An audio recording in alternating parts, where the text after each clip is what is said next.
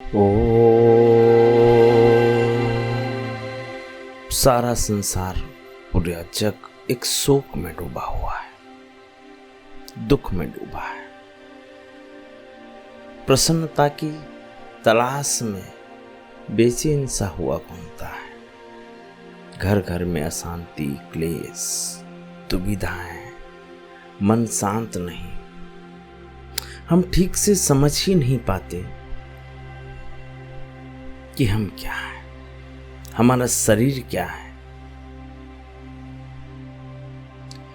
याज्ञवल्लभ जी ने इस शरीर के 5 भागों में 5 तत्वों से निर्मित बताया है।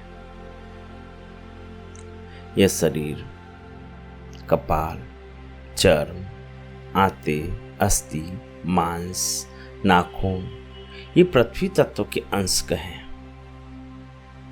रक्त, मूत्र, लार, पसीना ये जल तत्व के अंश हैं। और क्षुधा, तृष्णा, उष्णता, गर्मी जो शरीर में है, मोह, मैथुन अग्नि तत्व के अंश से बने। चलना, उठना, बैठना, श्वास आदि ये वायु तत्व से के अंश हैं। और काम, क्रोध आदि आकाश तत्व के अंश से निर्मित हुए हैं।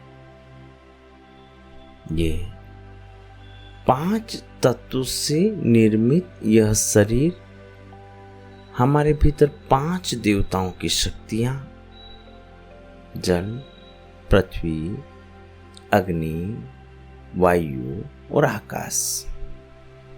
किंतु हम इस मन को, विचारों को इतना इस जगत में सुख की तलाश के लिए बैठे हैं कि हम अपने ना तो इस शरीर को, ना इस मन को और ना इन आत्मा को सुख दे पाते।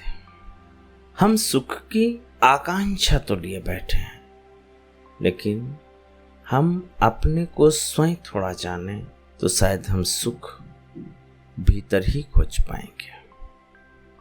किंतु हमारे भीतर कई प्रकार की झूठी आशाएं हैं।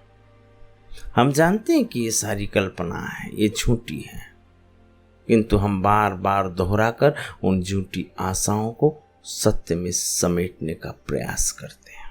क्लेश हम चाहते हैं, इसलिए बार बार क्लेश होता है। हम अपने शरीर के भीतर जो मन, विचार, ज्ञानेंद्रियां आदि हैं, उन्हें पूर्ण रूप से समझना ही नहीं चाहते। यह एक कारण होता है कि हम पूरे जीवन को अशांत बनाकर बैठ जाते। जरा आप एक गहराइयों से देखिए, अपने स्वयं के जीवन पर एक प्रकाश डालें, स्वयं की दिनचर्याओं पर एक प्रकाश डालें कि आप क्या कर रहे हैं, क्यों कर रहे हैं, आपका उद्देश्य क्या है, आपका लक्ष्य क्या है और आपकी दृष्टि कौन क्या कह रहा है। हम प्रारब्ध से लेकर अंत तक जीवन को शून्य से शून्य तक ही ले जाते हैं। कुछ विशेष नहीं है। ये विशेष सिर्फ हमारे मन की थोड़ी सी भ्रांतियां होती है।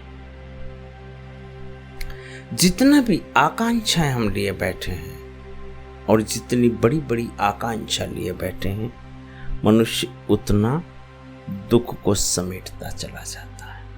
व्यर्थता की, कल्पनाओं की, झूठी औरों के प्रति अपने सम्मान की आकांक्षा, एक पद की आकांक्षा, प्रतिष्ठाओं की आकांक्षा, इसके लिए ही हम अपना जीवन पूरा व्यतीत कर देते हैं। अधिकांश तो आज सिर्फ एक भौतिक और विलासिता का जीवन जीने की होड़ सी लगी है।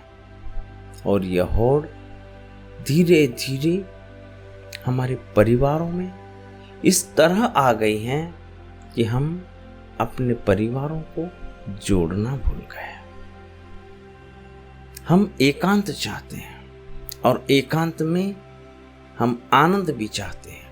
एकांत में भी आनंद नहीं है, परिवार में भी आनंद नहीं है, धन में भी आनंद नहीं है और स्वाद या पकवानों में भी आनंद नहीं है। फिर आनंद कहाँ है? आनंद इस शरीर के भीतर ही छिपा बैठा है। रस इस शरीर की आत्मा में छिपा बैठा है। आप उसे बाहर खोजते चले जा रहे हैं और बाहर खोजने में इतने थक चुके हैं, इतने परेशान हो चुके हैं कि अब अगर आनंद आ भी जाए या मिल भी जाए तो शायद हम उसका अनुभव नहीं कर पाएंगे, क्योंकि हम उसकी तलाश कर करके थक चुके हैं। यही मनुष्य की जन्म से लेकर मृत्यु तक की अवस्था इस भागम दौड़ जिंदगी के साथ चल रही है। तो हम थोड़ा समझ लें इस शरीर को जो 5 तत्वों में बताया गया है। 5 तत्वों को हम अगर ठीक से गहराइयों से जानने का प्रयास करें कि कौन से तत्व से शरीर का निर्माण है और इसके भीतर कौन सा काम, क्रोध, उष्णता, तृष्णा, क्षुधा आदि जो बैठे हैं, इनका हम शांत कैसे करें, यह हमारे उपनिषदों में बहुत अच्छे से बताया गया है। और अगर हम उन तत्वों के द्वारा इस शरीर को जान लें, इसके भीतर उठने वाली एक एक आकांक्षाओं को पहचान लें, तो शायद जब हम ये समझ लें तभी हम अपने आप को एक आनंद से भरा हुआ महसूस करेंगे। अन्यथा जिस दौड़ में हम लगे हैं वहां हम कभी भी अपने जीवन को सदा ही दुखी पाएंगे अंत तक, चाहे हम कितने ही बड़े पद पर हों, कितने ही धन ऐश्वर्य के स्वामी हों, कितने ही हम प्रतिष्ठित हों, या कितने ही हमारे ऊपर सम्मान मिल जाए, पुरस्कार मिल जाए, हम अपने भीतर से स्वयं को खाली ही अनुभव करेंगे, क्योंकि हम स्वयं को नहीं जानते। बात ऐसी है कि हम अपने ही घर में कौन दुखी है, कौन सुखी है, कौन ने खाया है, किसने ना खाया है, यह छोड़कर हम चले जग को जिमाने। पहले स्वयं के घर के सदस्यों को तो पूछा ही नहीं कि ये भी भूखे या नहीं, और हम चले जग जिमाने। यही हमारी सोच है कि हम न स्वयं की अंतरात्मा को देखते हैं और न स्वयं के मन को, और न समझ पाते हैं स्वयं की सारी आकांक्षाओं को, और हम चल देते हैं एक भौतिक सुविधाओं में, इस आधुनिक दौड़ में।